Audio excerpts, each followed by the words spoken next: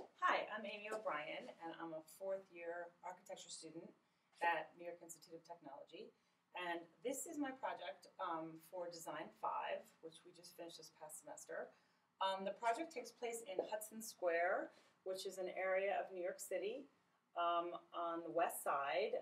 It's bordered by the West Side Highway and the Hudson River on the west, the West Village to the north, Tribeca to the south, and Soho to the west. So it's an area that is rich and surrounded by really rich urban fabric. Square is currently lacking in terms of any type of rich urban fabric.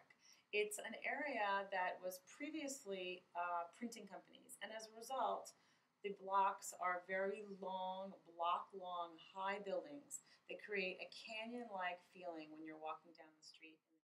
An analysis of the site showed areas for zoning, building heights, population density, as well as art, restaurant, and retail in the area.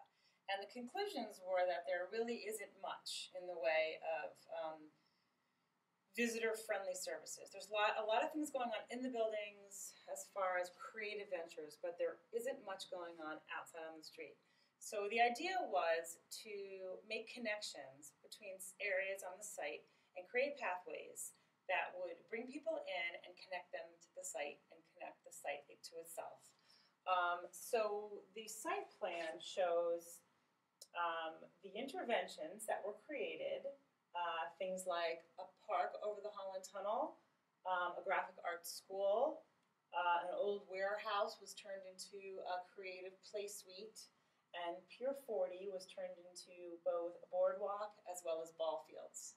And then down on the water, an amphitheater was created, as well as wading pools. And then the entire site was connected via pathways, both on the ground, up off the ground, on rooftops, and through buildings. And that gives the visitor to Hudson Square a place to venture and pathways to connect them, as well as ways to experience the site in new and different ways, both experiencing what's going on inside the buildings and experiencing the new programs that are going on within the site. The model was done in a way that it shows layers of information. So the bottom layer is the existing site as it stands, and then the second layer, the middle layer, shows the pathways that run through the site, and then the top layer shows the different building interventions and that those pathways connect to. So the three layers of information are meant to be read as one. They're separated to kind of show clarity. So the different interventions are laid out as plans, sections, elevations.